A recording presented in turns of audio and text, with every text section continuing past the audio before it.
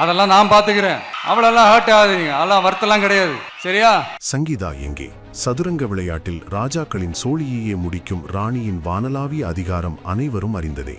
விஜய் விவகாரத்தில் அவரின் ராணியை கையில் எடுத்துக்கொண்டு அறிவாலயம் அரசியல் ஆட்டமாடுவதாகவும், விஜய் மகளிர் தினத்தை கொண்டாட திட்டமிட்ட நிலையில் மனைவிக்கே வீட்டில் இடம் தராதவர் தமிழக மகளிருக்கு மட்டும் என்ன செய்து விடுவார் என்பதை திட்டமிட்டே ட்ரெண்டிங் செய்வதாகவும் இந்த விவாகரத்து விவகாரம் அரசியல் ரூட்டில் இன்னும் சூடுபிடித்திருக்கிறது.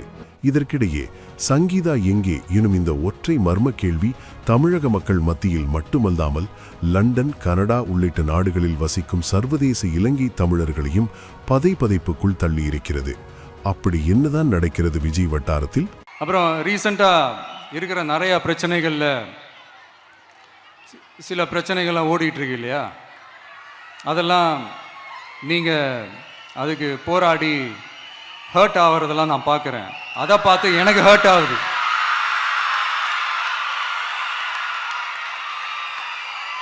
அதெல்லாம் நான் பார்த்துக்கிறேன். தமிழக சட்டசபைக்கு அதிவிரைவில் தேர்தல் தேதி அறிவிக்கப்பட உள்ள நிலையில் அரசியல் செய்திகளுக்கு இணையாக விஜயின் குடும்ப விவகாரம் குசலம் விசாரிக்கப்படுகிறது. ஒரு நடிகராக மட்டுமில்லாமல் விஜய் முதல்வர் வேட்பாளராக களமிறங்குவதால் அவரது குடும்ப விவகாரத்தையும் சங்கீதா குறிப்பிடும் திருமணம் தாண்டிய உறவையும் பொதுத்தளத்தில் விவாதிப்பதை தவிர்க்க முடியாது என இரு இதழ்களுக்கு முன் நாம் முன்மொழிந்ததை இன்று ஒட்டுமொத்த தமிழ் சமூகமும் வழிமொழிந்து கொண்டிருக்கிறது. ஒரு தடவை தப்பு பண்ணினா அந்த தப்பை நானே மறுபடியும் பண்ணுவேன் என அடம் பிடிக்கும் விதமாக குடும்ப விவகாரத்தில் நடந்து கொள்கிறார் விஜய். திரையில் மட்டும்தான் நாம் ஆக்ஷன் ஹீரோ, தரையில் சங்கீதாவின் கணவன், இரு பிள்ளைகளின் தந்தை என்கிற யதார்த்தம் கூட பிடிபடாமல் இருக்கிறார் என்கிறார்கள். கணவரிடம் விவாகரத்து கேட்டு அளித்த மனுவில் கூட மூன்றாவது நபரான நடிகையை பெயர் சொல்லாமல் நாகரிகமாக நடந்து கொண்டார் என்று சங்கீதாவை அனைவரும் பாராட்டி வந்த நிலையில், நீங்க என்ன சொல்றது, நான் என்ன கேட்கிறது என்கிற ரீதியில் கடந்த வாரம் நடந்த தயாரிப்பாளர் வீட்டு திருமணத்துக்கு த்ரிஷாவுடன் ஆஜரானார் விஜய்.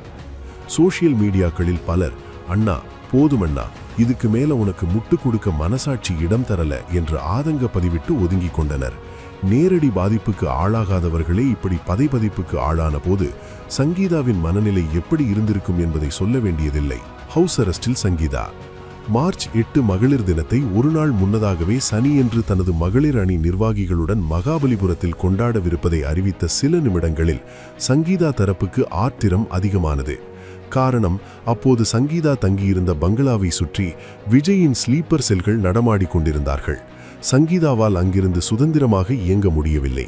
அவரை சந்திக்க வருபவர்கள் பவுன்சர்களால் தடுக்கப்பட்டனர். சங்கீதாவின் செல்போனுக்கு சிக்னல் கிடைக்காமல் இருக்க சில ஜாமர் வேலைகள் செய்யப்பட்டிருந்தன.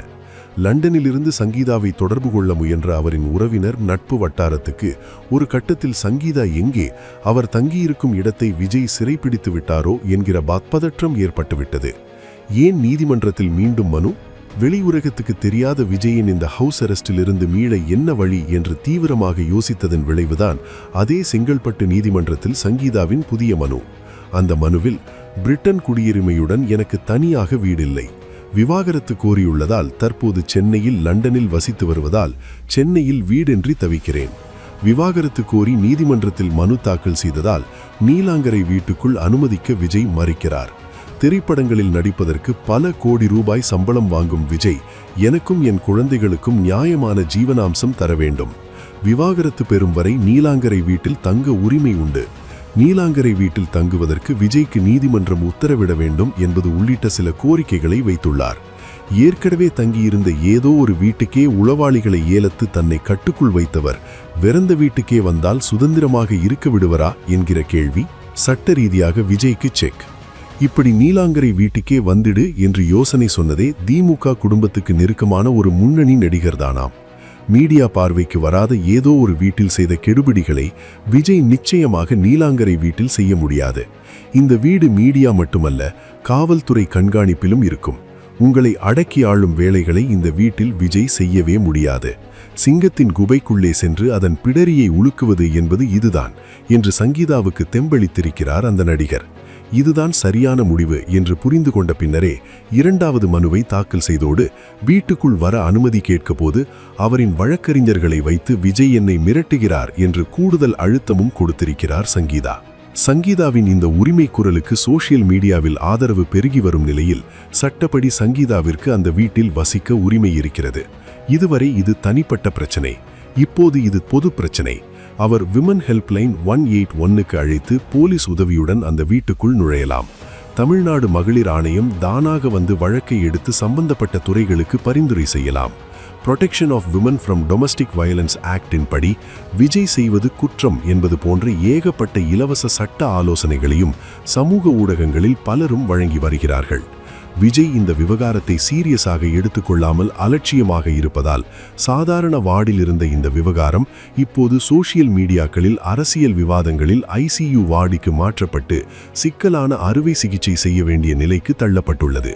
திரையுலகிலேயே இயக்குனர் ஆமீர், தயாரிப்பாளர் தனஞ்சயன் போன்றவர்களும் அரசியல் உலகில் பாஜக மூத்த தலைவர் தமிழிசை சவுந்தரராஜன் உள்ளிட்டோரும் வெளிப்படையாகவே விஜய்க்கு எதிராகவும் சங்கீதாவுக்கு ஆதரவாகவும் கருத்து தெரிவித்து வருகிறார்கள். விஜய் ஆதரவாளர்களும் பெத்த பேமெண்ட் வாங்கிய யூடியூபர்கள் சிலரும் மட்டுமே தளர்ந்த குரலுடன் விஜய்க்கு முட்டு கொடுத்து வருகிறார்கள். தனது வரட்டு கௌரவத்துக்கு வாய்தா கொடுத்துவிட்டு மனைவி மகன் மகள் உணர்வுகளை மதித்து அவர்களுக்கு செய்ய வேண்டிய நியாயத்தை வழங்கி முதலில் நல்ல குடும்பத் தலைவர் என்று நிரூபித்தால்தான் அரசியல் தலைவர் அந்தஸ்தை விஜய் அடைய முடியும் என்பதை அவர் அருகே இருக்கும் யாராவது எடுத்து சொல்வார்களா? எல்லாவற்றை விட விஜய் தரப்பு மற்றும் சங்கீதா தரப்பு இரண்டுமே சங்கீதா எங்கே இருக்கிறார், சுதந்திரமாக பாதுகாப்பாக இருக்கிறாரா என்பதை உறுதி செய்ய வேண்டிய நேரம் இது. குறைந்தபட்சம் ஓர் அறிக்கை வாயிலாகவாவது